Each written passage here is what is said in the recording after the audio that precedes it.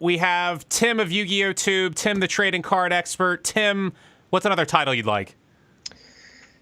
Timmy. Simply Timmy. Timmy. That's it. Do you really go by Timmy? Or just Tim? When I was a kid. Okay. But I am a kid. I collect Yu-Gi-Oh cards, right? So. Okay. Well, yeah. How old are you? You're like a millennial, right? You're not one of those Gen Zers? I am 27. 27. Right. Yeah, you're a millennial. Okay, good. No Gen Zers here. No Zoomers here. Okay, so it seems like you have a lot of inventory, and it seems like you were onto this stuff early. And and anybody listening, open up a new tab and just like look through some of Tim's videos here through Yu-Gi-Oh! Tube. But I guess how exactly were you connected in the vending realm, or were you always just an individual who was on top of things early?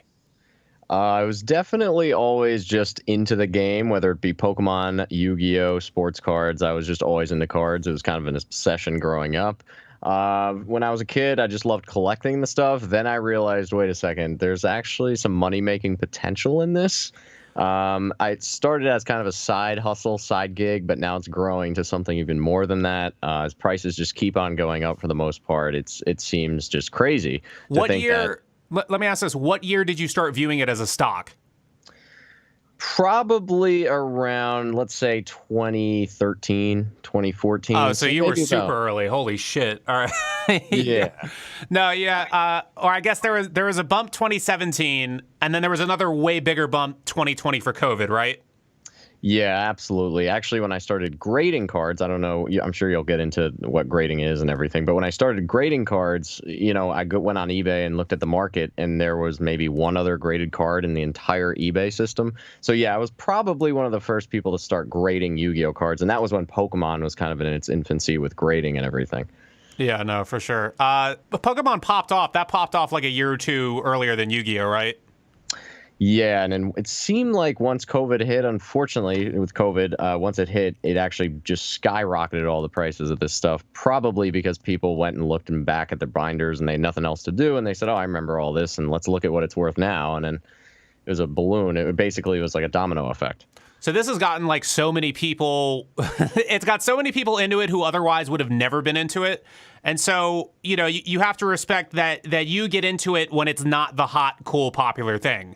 By 2013, I would say that, collectible Yu-Gi-Oh! Was probably at its point of irrelevance.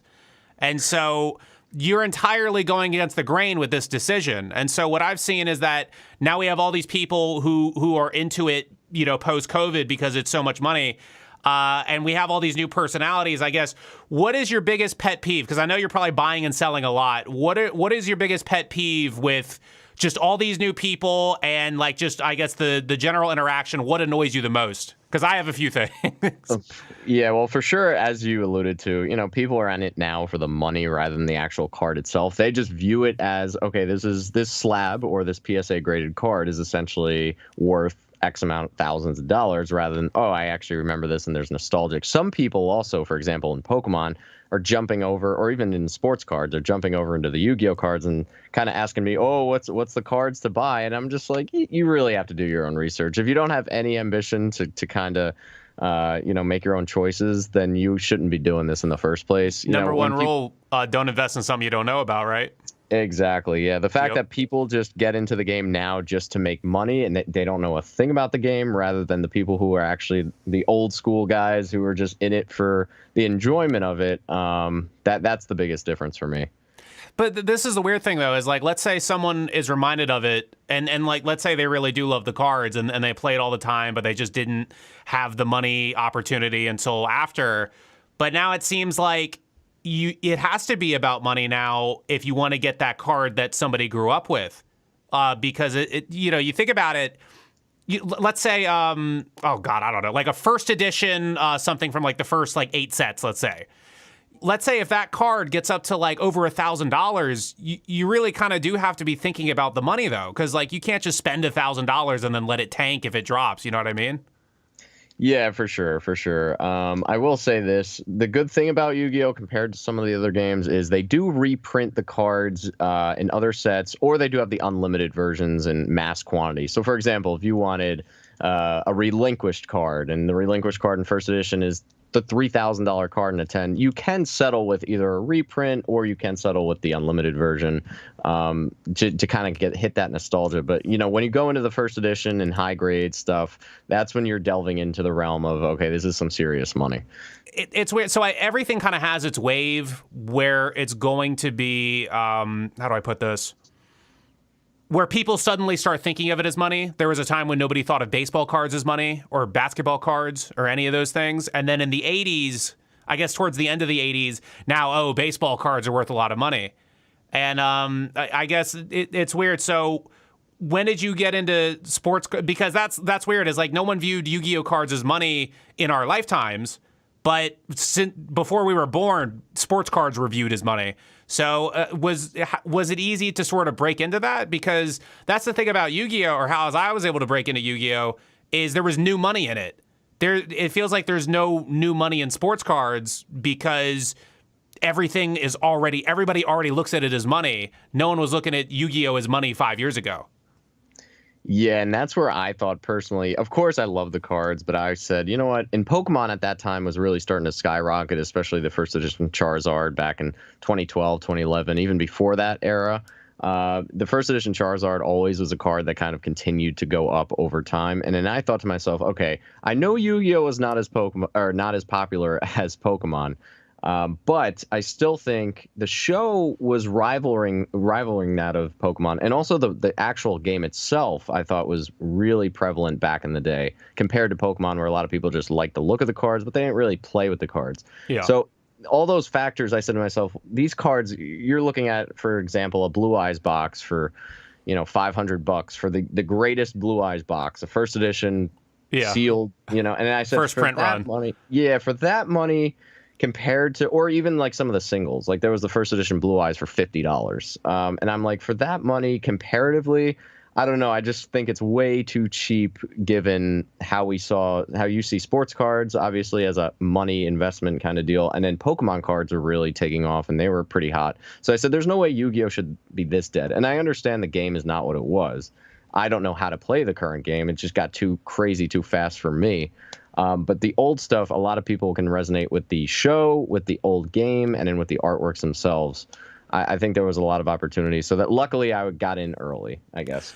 So you brought me to a big point I wanted to make, and this is sort of why, in terms of card investing, Yu-Gi-Oh is sort of the weird stepchild, because I really feel like Yu-Gi-Oh shot itself in the foot multiple times in becoming, because let's be real, like, it feels like rarity isn't really driving the market. It just feels like nostalgia is driving the market and cultural relevance is driving the market.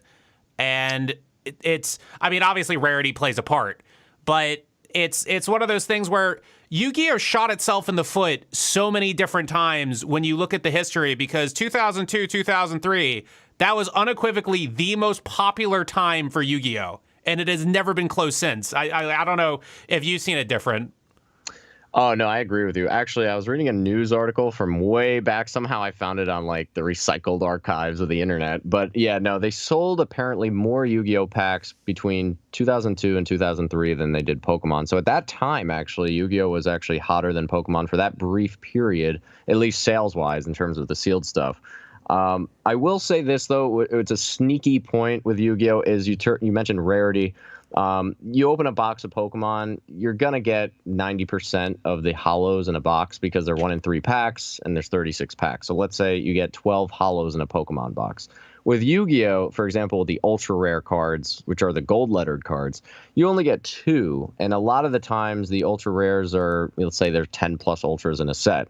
So you're only completing, for example, 20% of a set. So 1 in 12 packs for an ultra rare, 1 in 3 packs for a Pokemon hollow.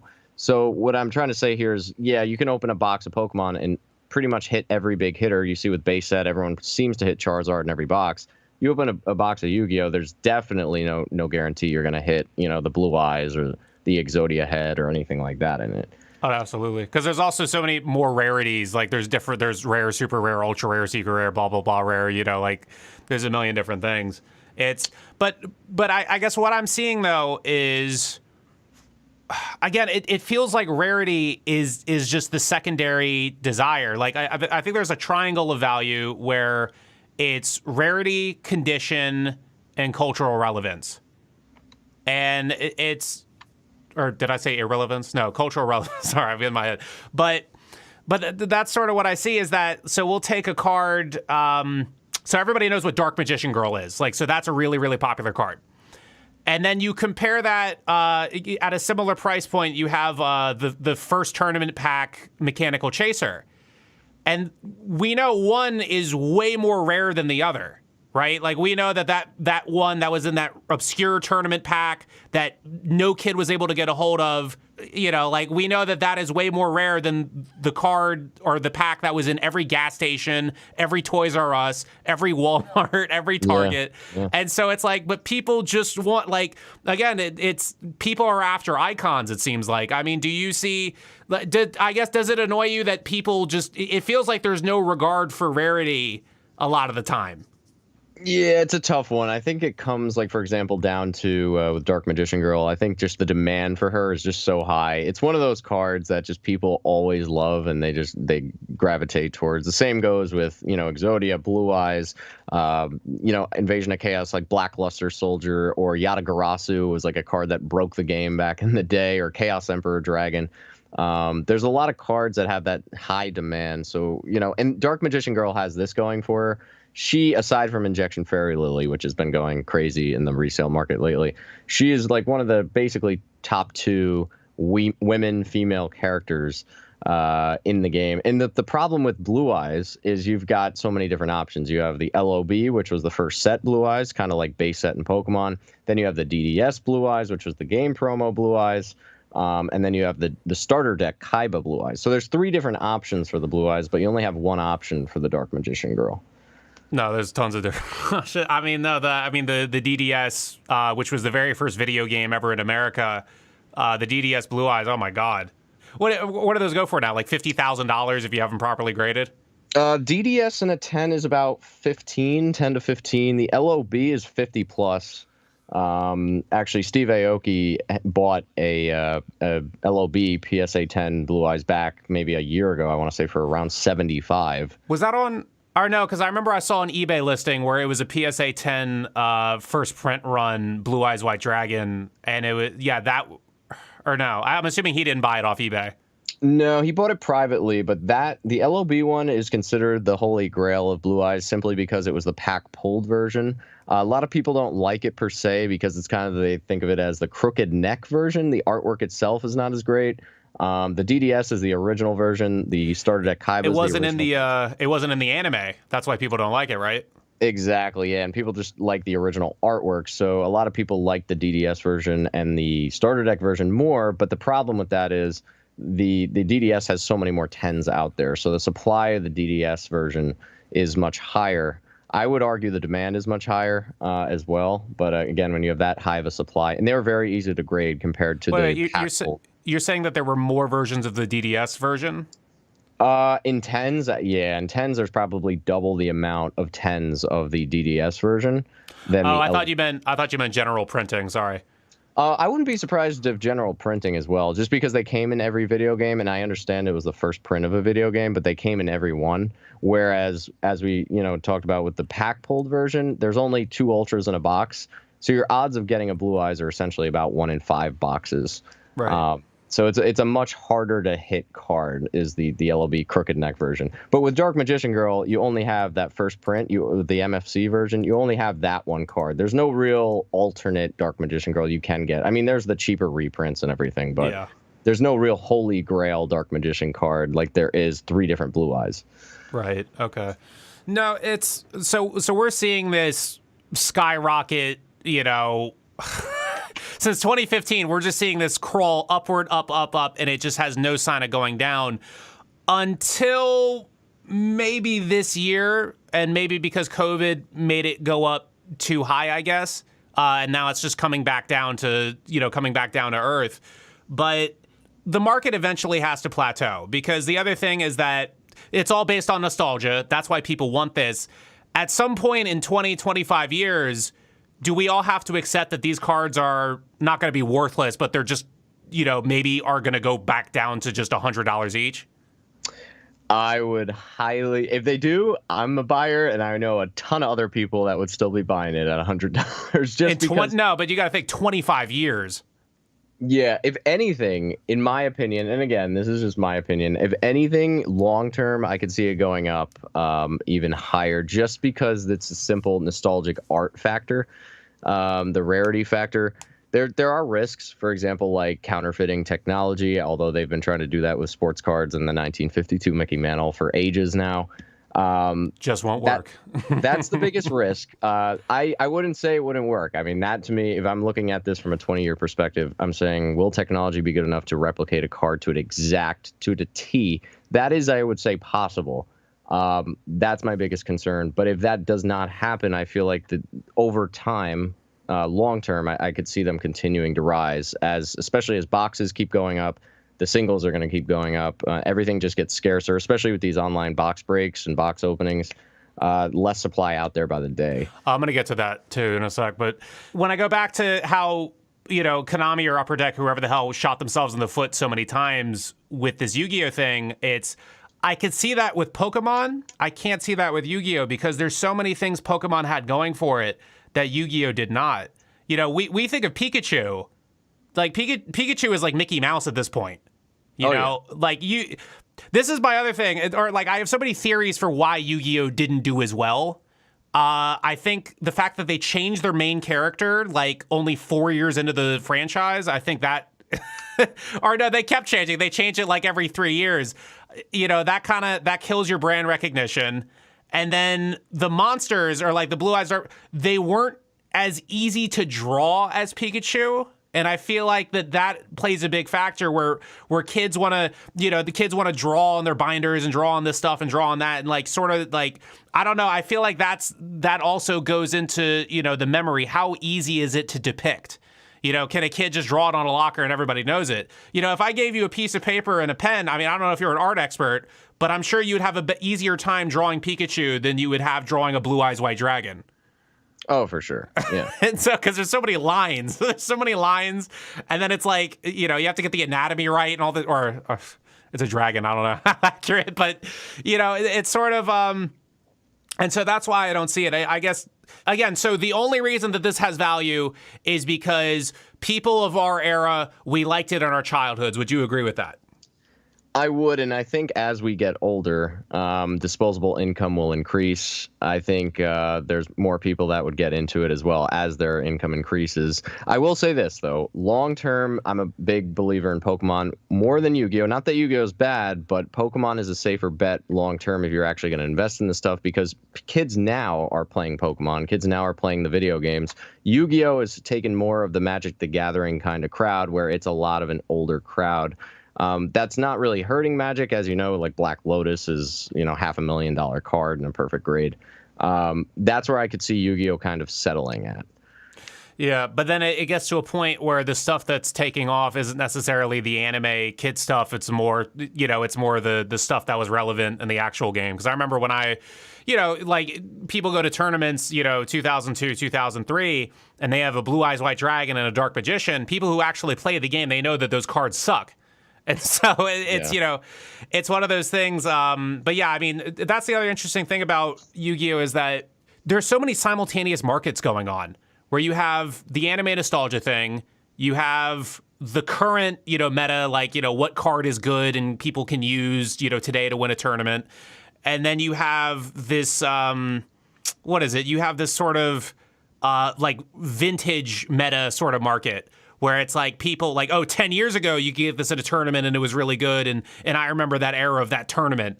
There was one more that I'm trying to remember. I guess it was just general art, just that general art collectability. But I don't know. It's strange. I guess my thing, why I think Yu-Gi-Oh! Might tank, and again, I think Nintendo runs Pokemon a lot better. I don't know. I think about like antiques. This is me venting right now. I'm an angry guy. One time my uncle has me go to Maine to pick up a curio cabinet. And so I have to drive 7 hours to pick up this goddamn curio cabinet. And the thing he keeps telling me to motivate me is that, this is worth $8,000, $9,000, $10,000. It's 19th century. It's hand painted. It's all this stuff. And then so I have to have this thing in my apartment, next to Yu-Gi-Oh cards and Christina Aguilera cutouts and all the shit that I actually care about, and so I have the, like it's fancy. Like if you saw it, you'd be like, oh, I guess that's nice, but it's old. It's old. I have no attachment to it. You probably wouldn't have any attachment to it. So I'm like, oh, well, I guess I'm going to sell this. So I call up every antiques dealer in the tri-state area. Most of them don't even want it. The highest offer I got for it was $400. And so one of the guys who said they didn't want it was, they actually like sat down and explained it to me, and they said, okay, so you're trying to get rid of this, and you're trying to find he said it's his job to find a buyer for it. And he said, he asked me, how old are you? And at the time I was like 23, I think. And he's like, okay, so you're 23. You don't want it. Do you have any friends that would want it? No. Do you, do you know anyone on the internet, on Twitter who'd want it? No. And then he's like, my daughters are in college and I'm an antiques dealer. I have all this antique furniture and they say, Dad, all this shit is stupid. I just want something from IKEA. And so what he said to me was that anybody who would buy this shit has died. They are dead and they are never coming back. And so, but my uncle wanted it because, he was a kid when it was around. So he has that value in it. And so my thing is like, as we get into this, all these kids love TikTok, and we hear about TikTok and Bitcoin and NFT and all this stuff. And I think that like that's my theory of doomsday for Yu-Gi-Oh is that we're gonna get all these kids who don't have the time to read these or have you seen these fucking cards lately? It's like 2 paragraphs for the effect. Yeah, there's no way a kid could just come to a shop and say, oh, I know how to play Yu-Gi-Oh in an hour. It's just never going to happen. Yeah. And the other thing is, it's also with baseball, where they say baseball is dying because every decade they do a census of the fan base and it gets 10 years older every decade. They're not getting new people playing. Yeah, no, that's a valid point. I know with the current baseball that I have, I'm a little, anxious holding it. I will think that, the Mantle still is like an iconic card. That's a card that always is revolutionary. You have a Mantle? No, I don't have a Mantle. Oh. But the Mantle is an iconic card. But yeah, no, baseball, it kind of reminds me of baseball. But I will say this, I think in the long run, and especially internationally, is what Yu-Gi-Oh has over some of the other games. There's a lot of international interest from Asia, specifically, kind of like the NBA. I don't know if you've heard about the NBA cards totally taking off, but there's a lot of heavy buyers from Asia buying Yu-Gi-Oh as well. So, no, I don't think the pool of people will be huge, but I think the people that buy the stuff have deep pockets. So, but my thing is, like, I feel like the millennials who were going to buy it have already bought it at some point. I see what you're saying. Yeah. And so it's like, if everybody owns it and nobody wants, if everybody owns it, they don't want to buy it. And so that's my thing. So you mentioned the box breaks thing, and we're seeing tons of channels, and their entire thing is, I'm going to buy this box way above market, and I'm going to crack it open. And we know that, everybody knows that you keep it sealed, right? Like, just like an action figure, the sealed stuff is always going to appreciate the most, right? Yeah, absolutely. And so these guys are cracking this open, and they get YouTube views, and I see it a lot. And I'm sure you personally talk to a couple of these guys because you have a lot of your own supply that I'm sure that they want to purchase. And like, dude, I feel like it's like financial suicide because I'm seeing these guys drop like $20,000 on a box and open it, and I'm like, again, like we said, like it's gonna go down or it's gonna plateau. And so, and like, I've been on YouTube for years and I see the numbers. I have an idea of how much they're making. It is not enough to recoup these $20,000, $30,000 box purchases. So, I mean, do you also have that same feeling when you look at these guys breaking up in boxes? Do you feel like it's just people throwing away money? Well, I think it depends if they actually sell the packs in the box. So there are some people that do the group breaks, essentially, where they sell individual packs within the box once it fills up. So, for example, in Pokemon, there's 36 packs. Let's say they have 36 buyers at a pack at $500 a pack or $1,000 a pack. Yeah. Then at least they're technically, breaking even or making a little bit of money, but it is a lot of work and everything. By opening it on camera. Plus, then they get the exposure of the YouTube and building their audience. But if they're doing it spending 20-30,000 just to open it themselves, that to me is a really expensive advertisement, I guess, for a channel. No, that's my. I mean, I'm seeing guys do that though. You are too, right? I have opened stuff for people. I would love to one day open, like a Blue Eyes box. If I could get people to actually, say I'll spend 500 a pack of Blue Eyes, I would love to do that, just because I'm breaking even and we're seeing history.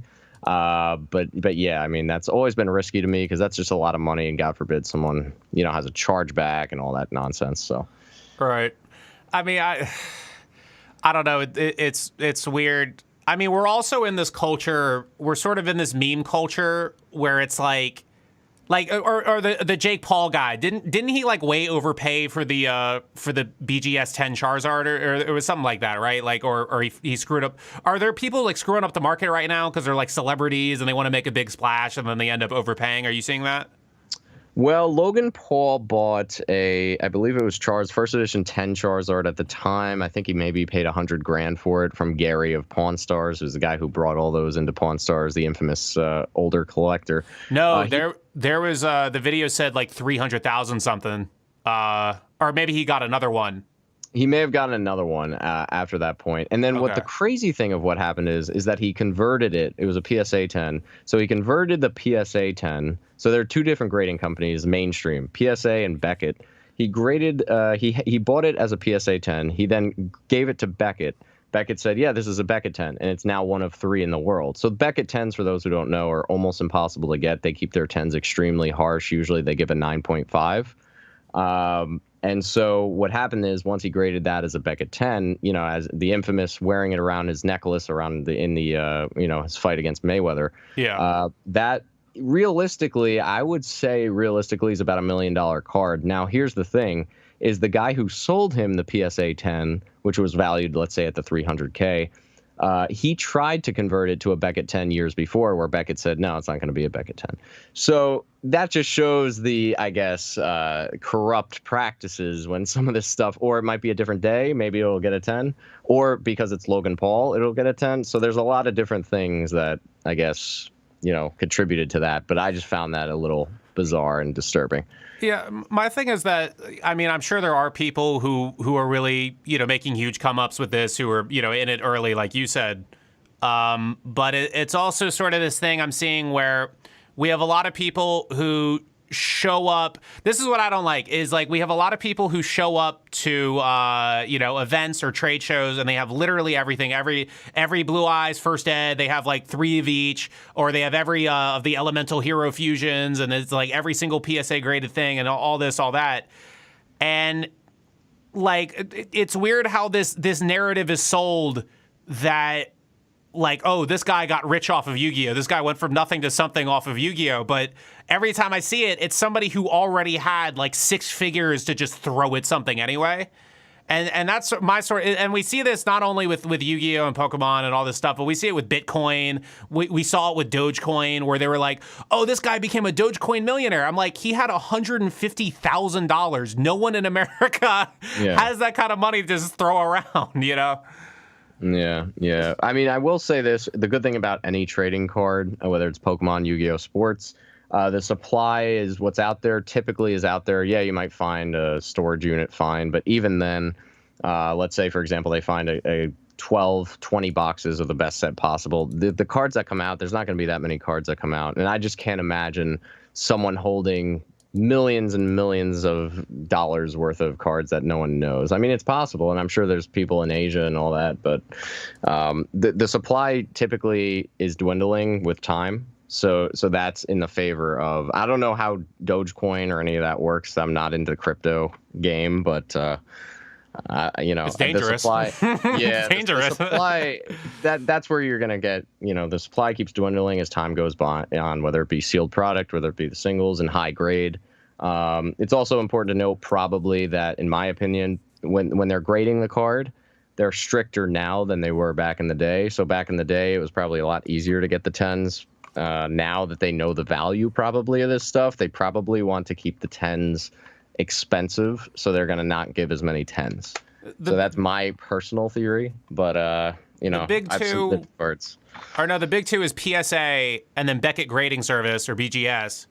As which do you prefer? Which one do you think is better? Definitely PSA, without a doubt. Not that PSA why? is great. I don't like, first of all, with Beckett. Well, I had a couple bad experiences with Beckett actually. One is where they damaged a card, right away. It was one of the first times I submitted to them, and then I came back the second time and there was like a crease on the edge. So that was not a good experience. I got that with PSA though. Yeah, I mean, look, yeah, it's happened with PSA, but I'm saying like the frequency of it happening is much, much higher in my opinion with Beckett. Also, I don't like the corrupt practices of Beckett. For example, when Beckett gave Logan Paul a 10 when they didn't give the other guy a 10. Yeah. So I don't like that. And I go to a lot of the sports card shows, and you could see the Beckett booth. Just a lot of what's going on is where they give kind of, and this is, again, just my opinion. I'm not saying any facts, but a lot of the dealers that come to the booth to get their graded cards on site, which means to send it for grading and get it back by the end of the card show, they end up getting a lot higher grades, ironically, than some of the people. I gotta go to one of those shows. Damn. No, if you're a dealer, though, that's the thing. And it's almost like the guy who was behind the booth and the dealers were kind of like buddies. So there was a lot of, in my opinion, questionable things going on. That doesn't mean PSA doesn't have questionable things, but I think PSA is, and PSA also has the reputable market on vintage cards. A lot of mantles are in PSA cases and not Beckett cases. Right.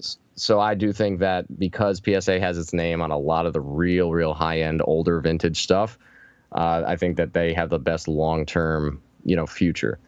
Right. No, I mean, that's interesting. It all comes back to brand loyalty. It all comes back to cultural relevance. It's weird. It's that's the thing with Pawn Stars. I noticed because I remember I saw the Pokemon card episode of Pawn Stars. And it was so weird how, or I think it's really good where they get into the realism of, because we keep getting back to this thing of, is Yu-Gi-Oh plateauing? Are people going to be paying for it in 20 years? Are people going to be paying higher for it in 20 years? And I think the really valuable thing that they keep getting into with Pawn Stars is that, the Rick or whoever the hell it is, he'll be like, okay, it's cool. It's in really good condition. It's awesome. But you got to realize that at $20,000, there was a market of maybe 5 people in the world who would actually pay for this, despite of how rare and how cool it is. Let's ask you a few questions, as you personally, not talking about the market. So you jumped in on a lot of the stuff. I guess what was in? I'm not sure if you even have these numbers off the top of your head, but in 2013 to 2015, let's say, how much money did you spend on getting Yu-Gi-Oh? Just Yu-Gi-Oh alone? Yeah, that's a good question. I would probably say, a few thousand. Let's say 3,000 to 5,000. Jesus Christ, a few thousand. Oh my God. No, because I put a few thousand in in 2018. No, that's okay. So then that few thousand, what is that? Well, I went a little bit down after, I guess, the COVID spike. But at the height of that COVID 2020 area, what did that 3,000 to 5,000 turn into? Well, it's crazy because the Blue Eyes box I picked up, I distinctly remember that one. That was $600, which at its height, the Blue Eyes boxes were hitting about 40. Now they've kind of jumped back down to about 25 to 30K. And then the Blue Eyes I picked up for $800. It was a PSA 10 Blue Eyes, which was the LOB Blue Eyes. And now that card, I mean, at one point was hitting 70 plus. Now it's back down to, I would say, about 50. So just those two, you're talking what, $1,400 combined for those two cards, or $1,300 combined for the two items. I mean, that itself was crazy. So I got lucky with that. So we're at we're at 70,000, and so we're at over 100,000 with just those two, and then are the others just not even worth mentioning? It's just so hard to remember, to be honest. I mean, it was just a mix of other things, but yeah, I guess what is your, like, just Yu-Gi-Oh, not asking sports or Pokemon or anything like that, just Yu-Gi-Oh, like what would you appraise everything you have at? I would definitely say, it's in the 6-figure area. That's, it's not 7 figures, but it's in the 6-figure area. A lot of it obviously is in the bank, which kind of sucks. That's actually one of the bad things that I don't like now. How things got so expensive to the point where you can't even display this stuff anymore. Oh, safety deposit. Yeah. So that's the one thing that actually does bother me, like to where prices are getting so high to where can you even really enjoy it if it's just sitting in a bank? So my thing is, I'm not trying to give you financial, or I guess, or I want to ask you just your methodology for, because now you know Yu-Gi-Oh is a real stock, apparently, but I guess so. What I see is like so Yu-Gi-Oh, we both agree that it could tank. We both agree on that. I think it could tank. I never think it will be to what it was pre-COVID. I just can't see that. It seems like I've seen like a collectible like Antiques. We saw that heavily tanked, where at one point it's 10,000. Now these things are $400, and I'm sure like Beanie Babies. The most expensive Beanie Baby now is only $5K, and I think they were selling for way more like 20 years ago, right? Or were you in Beanie Babies? Well, I knew about it. Luckily, I wasn't in that. Thank God. Beanie Baby. Well, I know with the sports cards in the 90s, the sports cards the balloon there popped because once the internet came in and they realized, oh crap, we actually made, let's say, 100,000 cases of these sports cards. They just mass produced it, and then it just turned into worthless garbage. Well, no. So getting back to the Yu-Gi-Oh thing, it's so if you have, let's say, you have $500,000 in Yu-Gi-Oh, like my thing with, like, we look at houses, and even with that '08 housing market crash, we still see that houses in real estate are undefeated. And I'm assuming you could easily buy a house with all the stuff you have. Is there a consideration to just, get out of the Yu-Gi-Oh stuff and then buy a house and then wait for it to go down and then buy it again later on? Because, again, I guess you get home insurance and stuff like that. But it's, do you ever think about that? Do you ever think of moving it to a more traditional sort of investment? Yeah, well, my actual goal is to actually sell some of the cardboard right now and get into a duplex and then just simply rent out the duplex. So that way I do own some shares of real estate and then kind of diversify that way. So to have some cardboard, obviously have your retirement fund, max out a Roth IRA or 401k if you have a 401k. And then, diversify into housing, even though you're getting passive income from, let's say you put 20% down on a home and, then you just rent it out. And at least that way you're building wealth that way and building capital. So you don't want to have all your eggs in one basket. No. Because to me, it just seems like, the market for a house is going to be way bigger than the market for a $50,000 Yu-Gi-Oh card.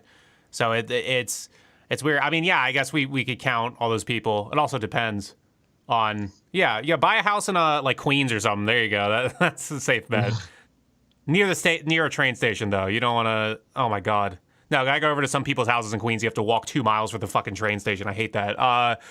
Okay, so you're obviously well connected in all this. You probably know a lot of people. You trade with a lot of people. Or you can see it on your Instagram. Or what's your Instagram? It's Tim Yu-Gi-Oh Tube, or what is it? It's just Yu-Gi-Oh Tube. Yep. Yu-Gi-Oh Tube. So you're really well connected. Who is, and I don't know who, if people actually go around asking each other these questions, who is the richest in Yu-Gi-Oh right now on the planet that you've spoken to?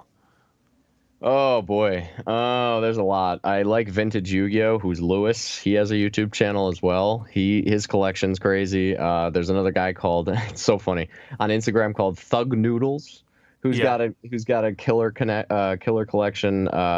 Sassiato. Aaron he buys and sells full time on eBay. So I've seen him. Yeah, I've seen him on eBay. Yeah. He's a good guy and he's got a lot. I know Tony Gezzi. He has the full LOB set in First Ed 10s. So that's always a big thing. But yeah, no, it's pretty spread across. What about strictly sealed? What about the old school expert guy? He sold it all. Sold everything. He's out of it? He's out. He sold everything, I want to say, a few months ago. What did he get? Oh, God. I want to say he made probably, I would say at least $500,000. I would say $1 million. Yeah, he kept all of his sealed boxes and then sold all his single cards. So he kept okay. So all his PSA cards he sold. Yes. Okay, that's it. So yeah, so old school expert. That was a guy who was around. even casual, just like, YouTube Yu-Gi-Oh people just browsing through. I mean, they had probably seen his videos at one point because he was doing those old box breaks in 2010, 2011. And so it was, you go back and you look at that, and it's interesting where it's just this guy having fun. He's like, oh, I bought a $60 box. Let's open it up. Oh, that's cool. Oh, awesome. Like, it's not this freak out like, oh, we made our money back. Like it was never, like, you would never had that energy. And now we see that. Do you hate the over commercialized sort of scene that box breaking has become? Oh, I hate the reactions, like the ones where it's just so over the top for, an average card. I'm just like, I can't do it. Like, I need to just leave. Who's the most annoying? Who's the most annoying? Yeah, who do you hate the most? Oh, I don't even know. Like, because what happens is I turn them off, and then I never look at it again. I know a lot of Pokemon people. I don't even know. I don't know what their names are. Pokemon definitely invited all the Twitch streamer assholes. Like, just, or I don't know. Like, I don't know any of their names because, like you said, like, I don't, follow them and pay attention to it. But it's, no, it's just that general, like, dude, bro, investor, like with the SM7B, and like the really, like, they have LEDs all over it, or no, they get like the Razer microphone with like the LEDs all over it, and they, you know what I mean? Like, oh God.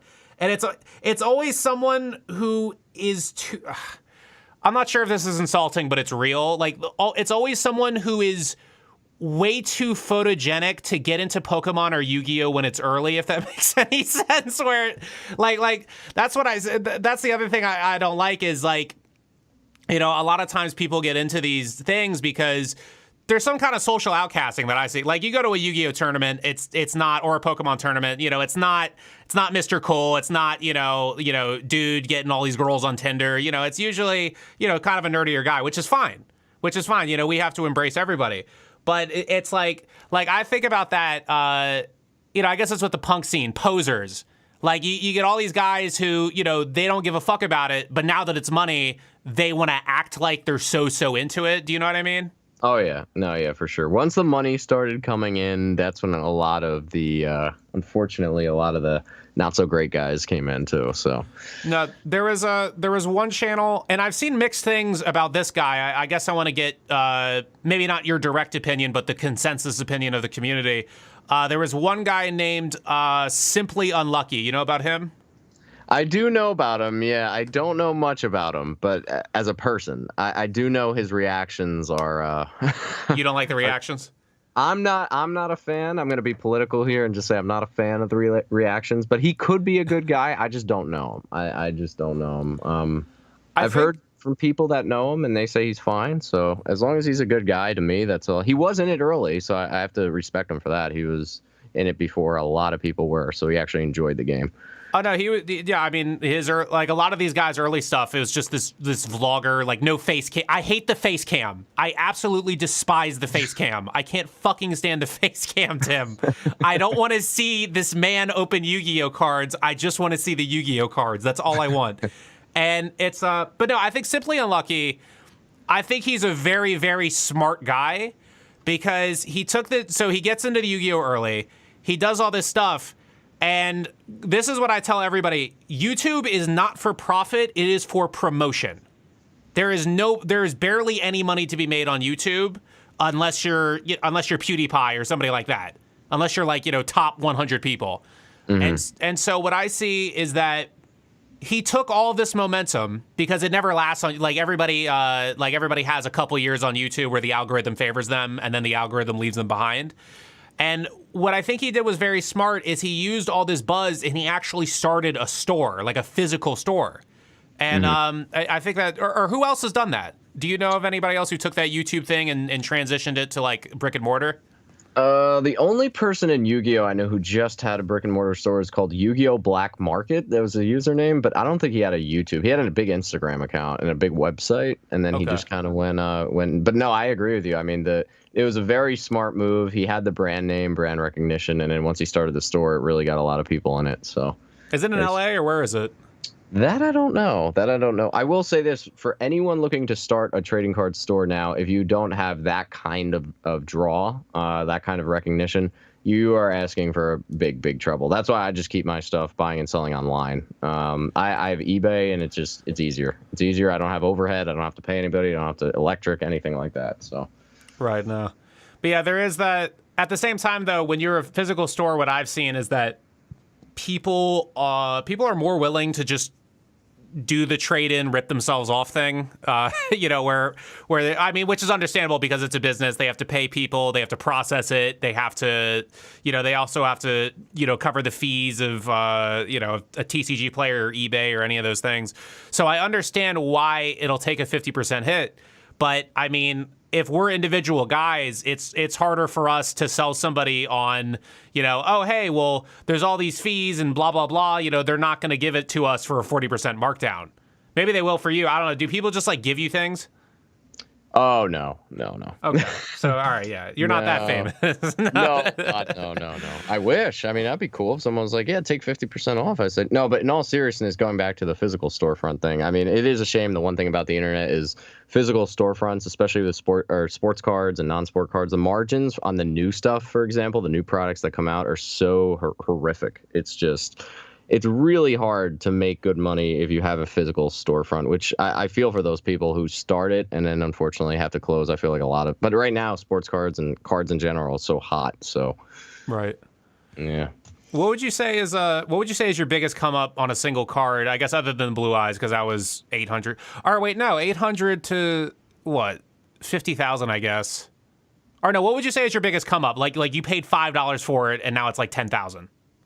It would have to be. I mean, it's tough because the Blue Eyes box and the Blue Eyes card were definitely like the big ones. I will say this, even though it wasn't an investment, I actually had opened. It was a pack of Shadowless Pokemon that I hit the Charizard, the Shadowless Charizard.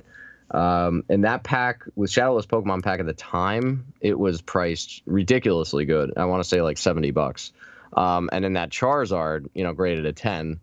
So that just totally at one point it was six figures, and then it has cooled down since. But yeah, that may be the big one. Trying to think anything else. I'm trying to think of something that I bought very extremely low priced. I remember buying some ultimate rares in Yu-Gi-Oh, which are essentially like cover card ultimate rares, like Ancient Gear Golem, for example. Sort of a parallel rarity sort of thing, or no?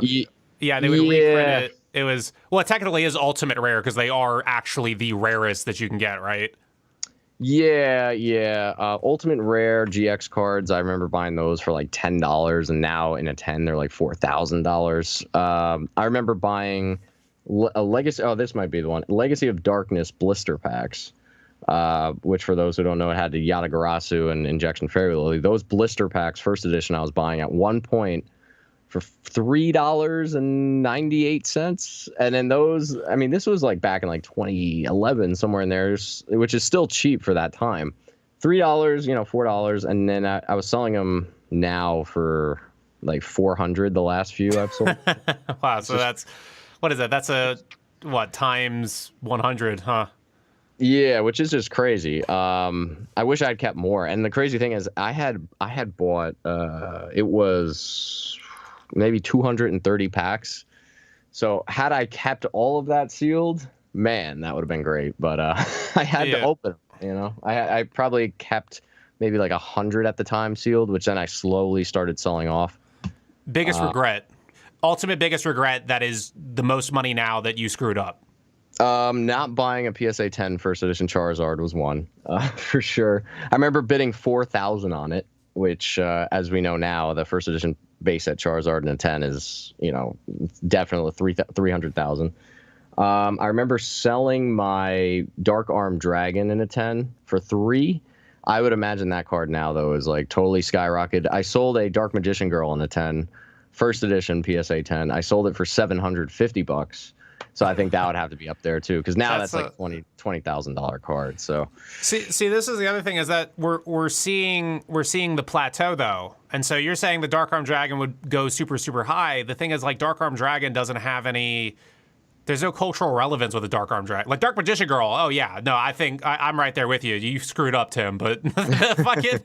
But no, I mean, like, because this is what I was saying is that some of the PSA 8 and 9 Dark Magician Girls, like last year, like a couple of them were like 3,000 plus. Now they're back down to like 1,800. You know, and so that's my thing. Like, I don't think they're going to be worthless. I don't think it's going to go as bad as Antiques did. But like I think it's going to come back down to earth, and I think it'll still be expensive for a Yu-Gi-Oh card. But like, I don't see this just, you know, ascending forever and ever and ever. I just can't envision that, because millennials are the only generation who, you know, buy Yu-Gi-Oh for the sake of, oh, I like it and I don't want to move it. Yeah, I mean, I just have to respectfully disagree. I just think long term, what we saw in the last year and last 2 years was just totally unsustainable. Like when this was happening, I'm like, this is definitely going to go down. I just don't know when. I just think, you know, that the slow, healthy growth, you know, for example, like from 2011 to like 2015, maybe, like that was some slow, steady growth. I could see that happening in the long run, because what we saw in the last year or two is just totally, totally unsustainable. Outside of inflation? Like, would you say it increases faster than the rate of inflation increases with the dollar?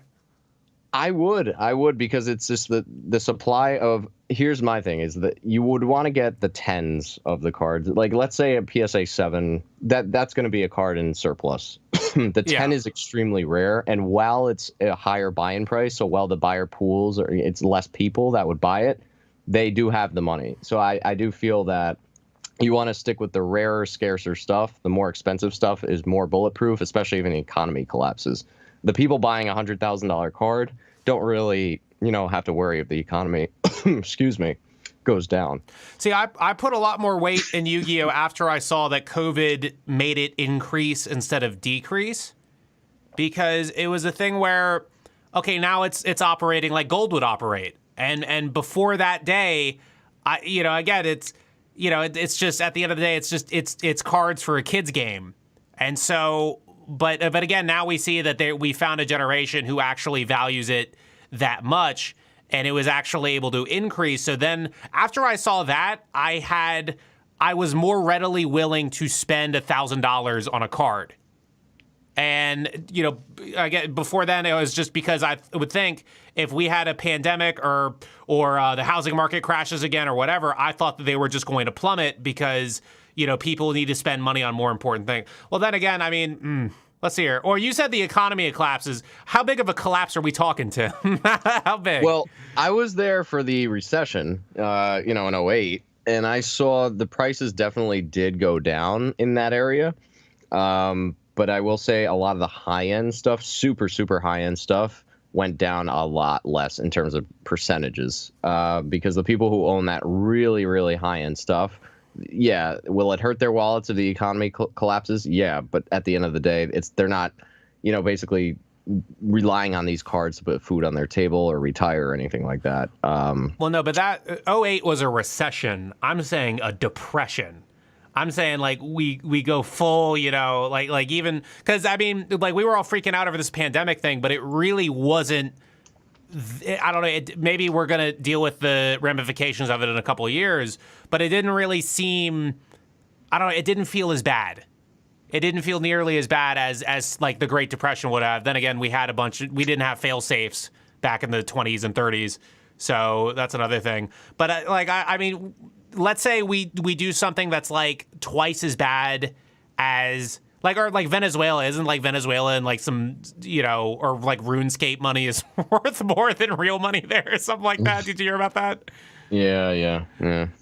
And I don't know. It's weird, but if we go into a thing where the world, it's a little more dangerous than what we face with the COVID lockdown, I think it's like, no, I mean, I still see gold being something. I still see silver being something. I still think Yu-Gi-Oh and Pokemon and all that stuff, that'd be some of the first stuff to go.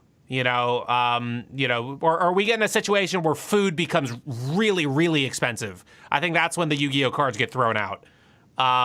But this is, I mean, this potentially will never happen. This is far less likely than, them just, teetering out over, 25 years. So, Yeah, well, and this is a big thing. I equate the cards to comic books 100%. And I've never really seen comic books slow down. The original Spider-Mans, the original Batmans over the, 30-year span have just continually gone up. I just see these as basically the equivalent of comic books and what their significance were. Comic books for people back in the 80s and 70s and that stuff, they love it. And I think that, 30 years from now, I think we're going to be looking at this and saying, well, these are essentially the comic books of a generation. Well, you see it with video games, too. I know the Super Mario 64 or the N64 game in a high grade just sold for over $1 million. One of my friends was calling that a money laundering scheme. He didn't think it was real.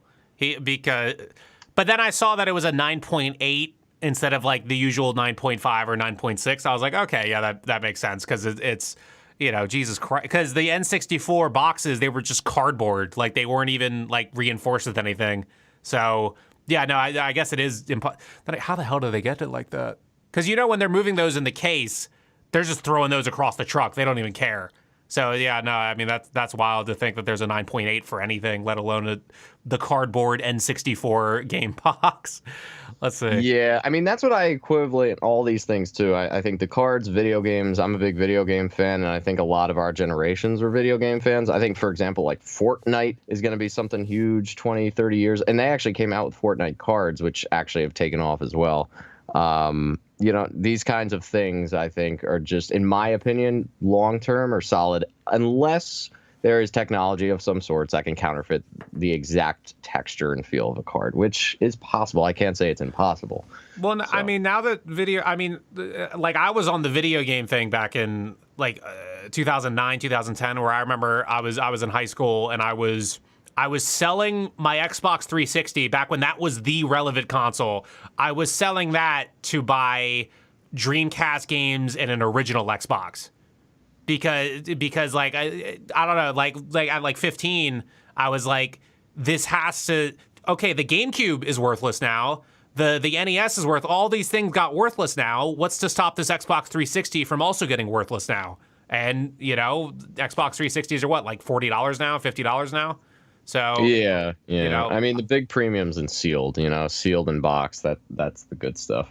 Yeah, no, it's that's the thing with like a lot of that gamer sort of community is like a lot of people only want to do complete in box because they still want to play it, and so it's yeah, that's an interesting thing where the people who are just going to buy sealed video games and keep them sealed, like. I don't know. It's weird. Like a lot of people who play games with is that really a gamer or is that some guy who's just holding it just because it's valuable? And I remember one time, oh God, this was like 10 years ago now, but I was talking to a guy and I said I was thinking about buying This is back when Earthbound, which is I think that's a rare game. It's at least a couple hundred. But I thought about buying Earthbound, and I didn't like Earthbound. I didn't care about Earthbound, but I just wanted to have it because it was valuable. And all the gamer people were so mad at me for me even suggesting that idea. Like, oh, if you buy a video game, you have to like the video game and you have to play the video game. It was so yeah, that's why. But that's I guess communal politics. But that also brings me to this: is that now that there is so much money with these transactions and there's a certain professionalism you need to display when you're moving thousands of dollars and stuff like that. Are you starting to see how sort of a lack of professionalism with the niche collector is sort of impacting the market when you have, a guy who's just all about the money coming in and just trying to buy some cards, or he's not really in the quote unquote, gamer culture, so to speak. Do you see problems arise and like sort of, I guess, misconducts occur? Yeah, well, hopefully the people that just came in it for the money bought cards about, let's say 6 months ago, especially Pokemon cards, and then just bought at that time because now their worth or what they put into it is much less. Yeah, I mean, 2019, let's say. Yeah, let's say. I'm not sure. As you know, it comes to a point where when there's more people looking to buy it to flip it rather than to collect it, rather than the natural organic demand, then you've got a problem, because now everyone's just buying it to flip, and then that actual demand is just to buy it then to reflip. And that's kind of what happened with the sport card crash. The sport cards. That's the problem with really. Bitcoin too. Yeah, So when the mentality is, okay, I'm going to buy this and flip it, that's when you get into real danger and the market really suffers. And that happened with Pokemon. I remember those Charizards were going crazy. Just ungraded Charizards were going nuts from base set, and then they really tanked hard. So what is your definition of a flip, real quick, just so we're on the same page? So I'm going to buy it, I'm going to sell it within a month, and then I'm going to buy another card, sell it within a month, a few weeks, whatever. Okay, so would you say sitting on it for a few years, is that not a flip then? I would say, like, my opinion of a long-term hold is at least 5 years, at least. Okay, but let's say you have people who genuinely want to invest in it, they want to hold on to it for 5 years, but again, they're not in that sort of gamer Yu-Gi-Oh sort of, locals tournament sort of culture. And it's, what I see is that, like, when it gets to the point where you're moving a card that's like $1,000, $2,000, $3,000, there's a certain professionalism that you have to display, or you're turning off anybody who could potentially buy from you. And this has sort of been a problem with sort of the hobby stores for years, is that it was just always horrible in terms of customer service. It was always the elitist guy who would sit behind the table, and if you didn't know, like, a reference or some really niche thing, they'd look at you like you were worthless. I'm sure, like, you've experienced that before. The owners that you ask them a question and they're just too smug to answer it. Yeah, no, I've seen that. I put on this persona on my YouTube channel, but in reality, if you ask a question, I'm more than happy to answer it. I've seen the craziest stuff, especially on eBay. I've just seen it all. But yeah, I will always, even if they lowball it, let's say I'm asking $1,000 for a card and they say, I'll give you $20. I'll literally say just no, thank you, and then just move on. And, so you do have to be professional in any business, whether it be the card industry or whether it be in whatever you're doing at work. You just have to be professional about it. Even though what you want to say might be different, you just gotta, unfortunately, just say the customer's right and just move on. And if you don't want to do a deal, you don't do a deal. So no, yeah, it's the annoying thing that I have with just the whole market, and you have all these people because this is the other thing, is you have all these people who had maybe a lot of these big cards, and they were just in an attic because they collected when they were a kid, and then they didn't care about it at all. But then they randomly stumble upon it and then see how much it is, and now they want to act like they're this big expert in it. That's sort of the annoying thing that I see, is that it's like, okay, yeah, you had the cards and you collected them, but let's be real, like, you weren't actually actively following this. You entirely got lucky. And so, in your stance, in your situation, there wasn't that much luck involved. Like, you actively thought, while it was worthless, I'm going to buy this and this is going to be worth something. And that's what it became.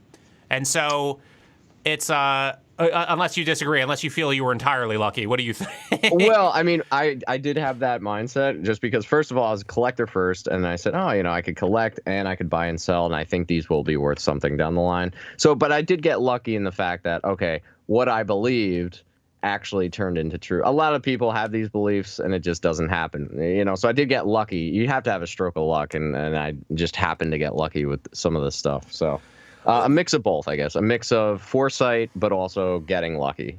So right.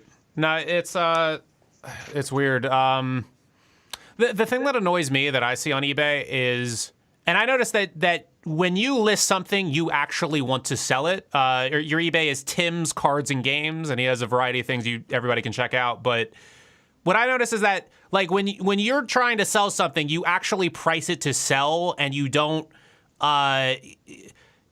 It seems like you're not, like, emotionally attached to anything you're selling. You just want to sell it and make your money and be done with it, right? Yeah, well, a lot of the stuff actually that I do have listed on my page, a lot of the stuff is typically, for example, it might be a 9 of a card that I have a 10 of already. So it's just like, okay, it's a spare or it's something I don't necessarily need. A lot of my big collection stuff is, again, locked away at the bank, safe deposit box. So that's far away. But a lot of the stuff that I do list or buy and sell are spares or are kind of second, but they might be worth it to somebody else that doesn't have the card. And they might say, oh, I just want the 9 or I just want the 8 or 7, Well, whatever they. The thing, well, no, I mean, you do it right. I think that you run your store very well. The thing that annoys me to no end are the people who will list a card way above market.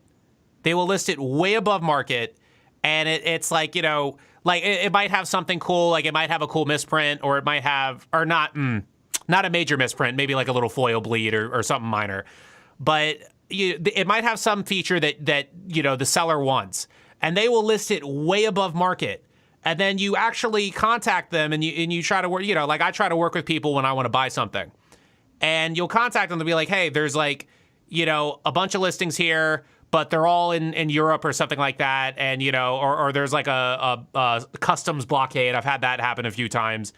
And you try to interact with them and you say, oh, hey, it's way above market. They're like, oh, well, I'm fine not selling it. And my thing is like, why did you even list it on eBay if you were fine not selling it? Just hold on to it if you like. Do you see what I'm saying? Like, do you deal with that?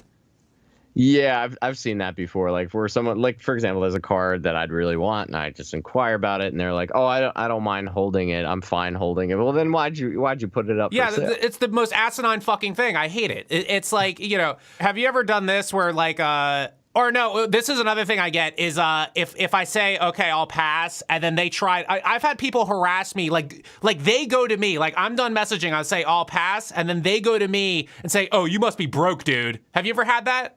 Oh God. I've had some weird eBay situations. Nothing actually that bad, thank God. I mean, I've had some people, for example, say like, oh, the card's fake or something. I'm like, it's graded, it's PSA, I pulled it from a pack. Like it's just some of the stuff is just mind-boggling. But yeah, no, I've actually had people as early as this week say something like they bought 3 cards, and I think it was, for example, like $600. Yeah. They said, oh, I bought this, but I actually meant to message you that I wanted to do 500 if you would do 500. I just said, please just do not hit the buy it now button if you don't want to do for the full transaction. And I just said, unfortunately, I'm just going to have to stick with my asking price. And then they said, oh, well, what's the lowest you could do? And I said, just to sell the thing, I just said, all right, 575, and then it's fine. We have a deal. Then he said, no, could you do 550? And then I said, no, I'm just going to cancel the order, and then I'm going to relist it. And then he comes back to me the next day and says, yeah, I'll just take it. And I'm like, why did we waste all of this time, energy, and But I mean, I whatever. You got to deal with it. But buyers and sellers, there's problems all throughout. It's not any one side. Yeah, it's just brutal sometimes. But that's part of owning a business. Sometimes you really have to deal with a lot of stuff or returns. For example, like I sold a video game. I think it was like Paper Mario, and it was 14 days later, and the guy says, yeah, no, I liked it, but it had like the used sticker on it. It was a used sticker, and he just said I was gonna take it off, but I didn't want to. And this is like 14 days later. He said, so I'm just gonna return it now. And I'm just like, why? Like you saw on the photo that there was a used sticker on it, so this isn't like a surprise. But nonetheless, I have to take give him the refund and pay for the return shipping, but it's part of the deal, I guess. Right. No, so. We're getting into right now we're getting into bad business practice. Let's take it a step further. Outright scamming. What have you dealt with in your, I guess, 10+ year journey? Oh, this was Biggest a bad story. One. Yeah, this was a bad one. It's where someone bought a game for me. It was a Pokemon, I think it was Platinum for DS.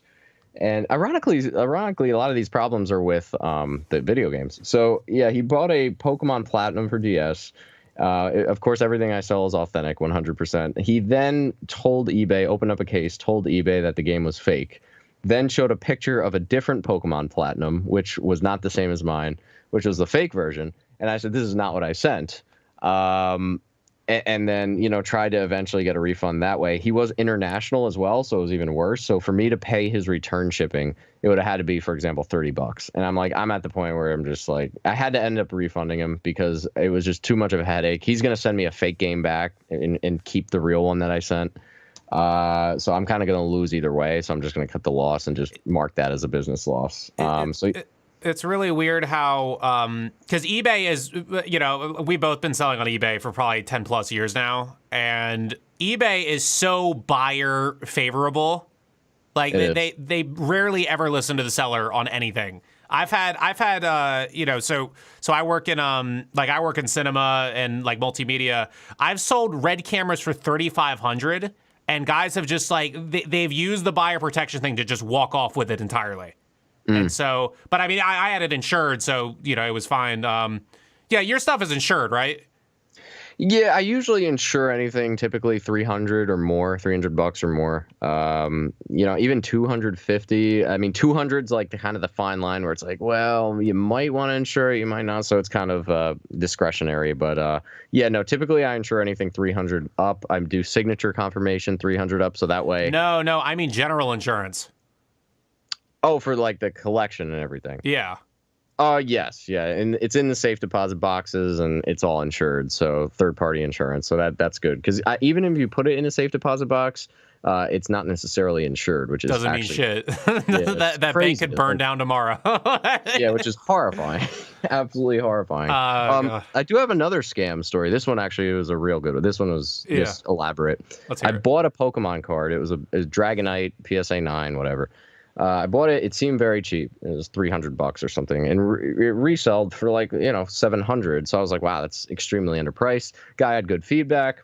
He sent the card out to my town, to my zip code, but he apparently sent it to a different address that sounded very similar. So my street name and the other street name were very similar. Yeah. And he sent it to the other street name. He must have went to Google Maps and looked up something, looked up my zip code and said, okay, which street kind of matches my street in terms of name. So this other person got the package. And as we all know, if you get tracking only shows that it goes to your zip code. So it said it went to my zip. So then he said, well, it's delivered. There's nothing I could do. And then I said, I never got the thing. I went to the post office. They filed a whole investigation about it. It was actually sent to someone like 3 streets down. I found the person. They threw it out. They thought it was nonsense. It was a piece of paper inside of it. That was their way through eBay of basically saying, well, I shipped it. It shows it's delivered to your zip code, but there's nothing I could do. And you had to go through a whole file police report, do all this nonsense. I've had like Mel Brooks level sort of shit where very similar to yours, except this is the problem with eBay is they look at that tracking number and then their brains just don't work. Exactly. Like they have their function, but then, and then I'm sure when you were dealing with that, it was through eBay, right? Yeah. Yeah, so I'm sure you had to hear that eBay waiting line probably 15 times because you had to keep calling and keep saying, okay, because you have to re-explain it every time because they don't just you always have to. But no, last month I bought I supposedly bought a one of those the Ghost Rare Dark Magicians. You have one? I do not have one yet, so I do need to pick that up. I'll give it to you. Okay, so anyway, I already have one, but then there was a thing where I was trying to cancel an order on another one because it was too far and the shipping was too much and all this stuff. So, but I had already sent over the money, and so because I don't delay, I always send immediately just so there's no complaints. And so it was a thing where first I try to cancel the order. The guy is refusing to let me cancel the order. Again, you just click one button. He hasn't shipped it yet. He's gone over the handling time. He still does not ship it. So then what happens is to prevent eBay from taking the money away from him, he gets a box and he ships the box over to me, and then he attaches a tracking number. He's like, yeah, now you can't cancel it. Now it shows I've shipped it. Oh my goodness. Yeah, that's terrible. So it gets worse. I get the box. It's an empty box. Oh, geez. So then what happens is I go to eBay. We open up the whole case, and he's like, he's like, no, here's the evidence that I have it. And so he pretty much proves that he still has the card, but he fills up a box with paper and just puts the card that he still has in the box and photographs it. He's like, well, yeah, this proves that I sent it because here it is in this box. Boy. And so, but what he fucked up was, again, this is where it gets Mel Brooks, where the box was different from the box I got because the flaps didn't match. The insides of the thing didn't match. So, but no, I had to do what you did. I had to fill out a police report. And all that. But I got the money back. But this is the thing that eBay does that sometimes pisses me off is they don't tell you whether they actually took the money from them or whether they just give you that side pay. You know how they do that sometimes? They'll just give you money instead of taking it from them. Yeah. And so I really hoped that it was taken from him because I don't want this guy to think that was a smart scam. You see what I'm saying? Like that's exactly. There's a principle in that. And so I don't know, maybe I'm Karening out over here, but we're rampant to the end of this here. Is there anything in the world of card collecting that you wanted to talk about? Something that's really been grinding your gears? We can air it out here today. Nothing that's grinding my gears that I haven't already expressed. For example, with the people just coming in to make money, I'm not a fan of that at all. I think they're going to end up, at least in the short term, destroying the market. The people that, buy a graded card, here's actually one. People that buy a graded card and say it's a 10 and then say, I took my magnifying glass. It looks like there's a little white piece that looks like a grain of salt kind of deal. And this is not a 10 and I do not want it anymore. That to me is what drives me nuts. If someone buys a graded card, it isn't me that's grading it. It's a third party. If they get it wrong, then shame on them. But at the end of the day, it's still appraised by a third party. So please, anyone buying graded cards, if you look for perfection, absolute perfection, that can get you close, but there's no guarantee that a 10 is going to get you to perfection. So that's all I have to rant about. In terms of good stuff, if anyone likes sports, if anyone likes Yu-Gi-Oh, Pokemon, I think personally, and I know you disagree, but I think the future is bright. So we will see. I think the future is bright for Pokemon and sports. Absolutely. I think Yu-Gi-Oh, I think they just shot themselves in the foot too many times. I don't trust Yu-Gi-Oh. Maybe Blue Eyes, maybe Exodia. I think those will stay, but or name a valuable card that no one here listening probably knows. Well, it's probably like the tournament pack stuff, like Mechanical Chaser or Needleworm. Like, for example, a Needleworm card in a PSA 10, Tournament Pack 3 Needleworm. Rumor is there are several people, valid people, offering $40,000+ for a Needleworm. So why that? Yeah. Because I think it's a pop 3 or a pop 4, which means there's only 3 or 4 10s. I think it's actually 3. That there's 3 10s in existence. The card itself was obviously a tough pull at 1 in 108 packs, and tournament packs are super short printed. And the centering on that card was horrific. Like, that card out of the pack, you could get a brand new tournament pack 3 box. The odds of it being centered are just extremely low. I will say this. I think if the economy were to kind of tank a little bit, I think that the raw cards or the lower graded cards are the ones that are going to suffer more than the 10 graded stuff, for example, or the high demand stuff. But again, we will see. That's another problem with the politics of it, though. Is like they won't give something a 10 just because, there's too many 10s. Like, they do that shit all the time. You know what I mean? Oh, that I don't agree with either. I think because they know the value of the cards. For example, someone submits a PSA or a 10 Charizard, like one that's 10 worthy. They say, well, because it's Charizard. They look at it and they're like, okay, we're going to be strict on it. Like, just naturally, subconsciously, they're going to be stricter on it because they know it's a valuable card rather than, okay, we're just going to grade it the same way we grade other cards. That's my personal opinion. And again, there is actually evidence to say there are people that have done studies where, let's say a sports guy gets super hot. So let's say, I'm trying to think someone that came out of the woodworks. Luka was pretty hot from the beginning. What about the Japanese baseball guy? What's his name? Oh, Ohtani. Yeah. Yeah. He got hot out of nowhere.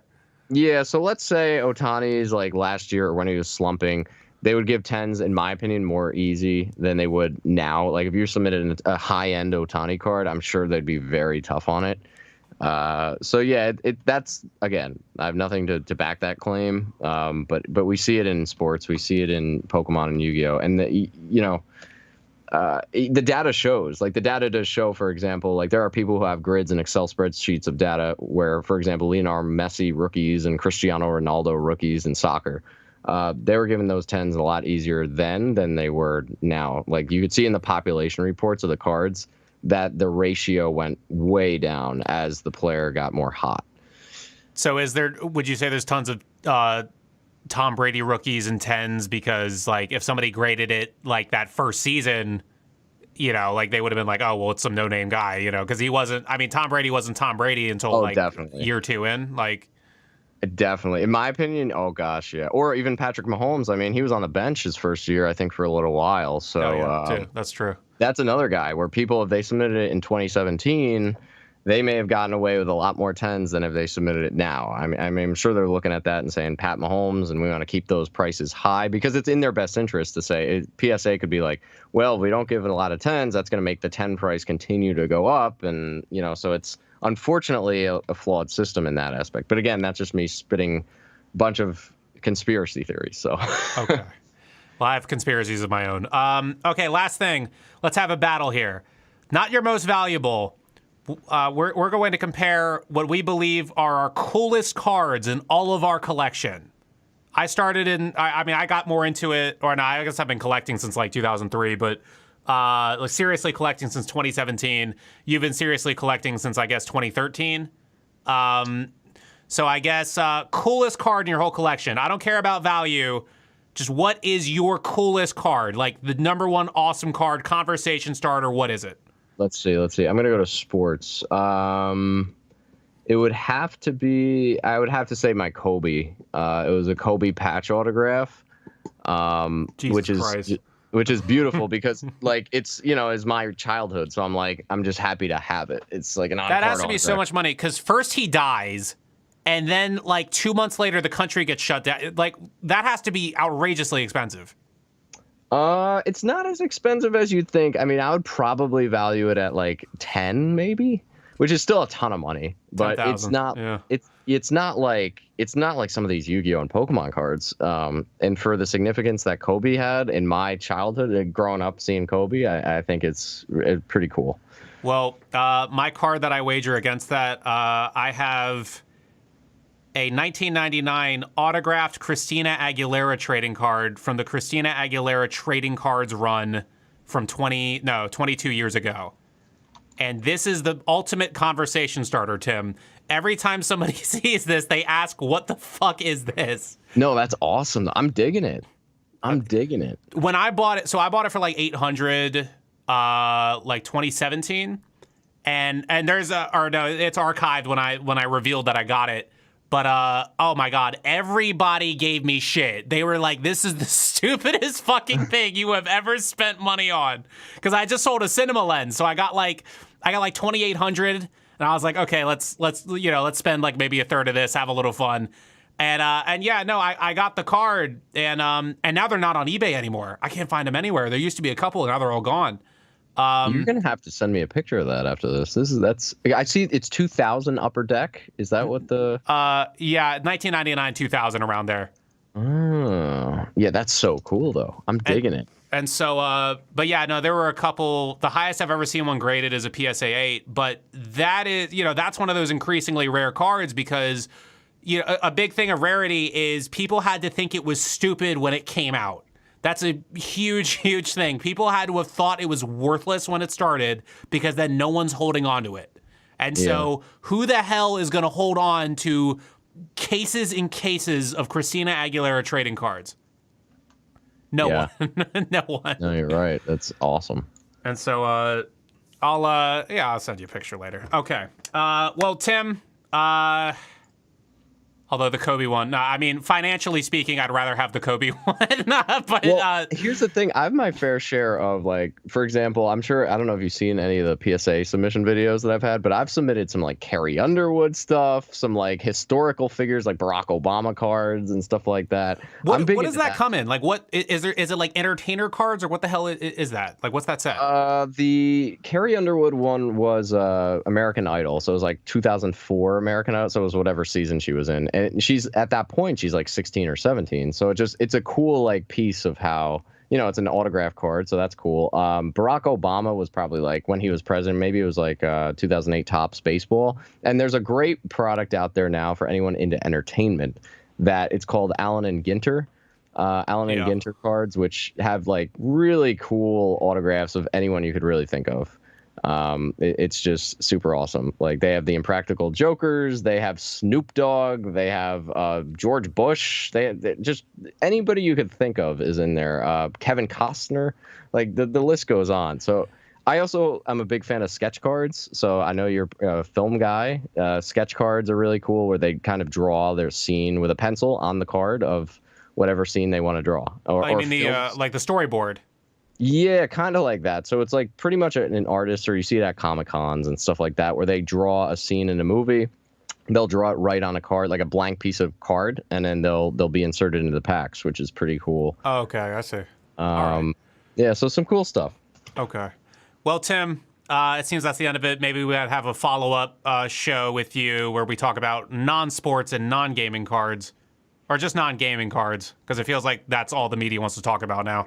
Tim of Yu-Gi-Oh! Tube, Tim the trading card expert, and just plain old Timmy. I hope you have a wonderful night. Thank you. Thanks for having me. All right, we'll see you later. Have a good one.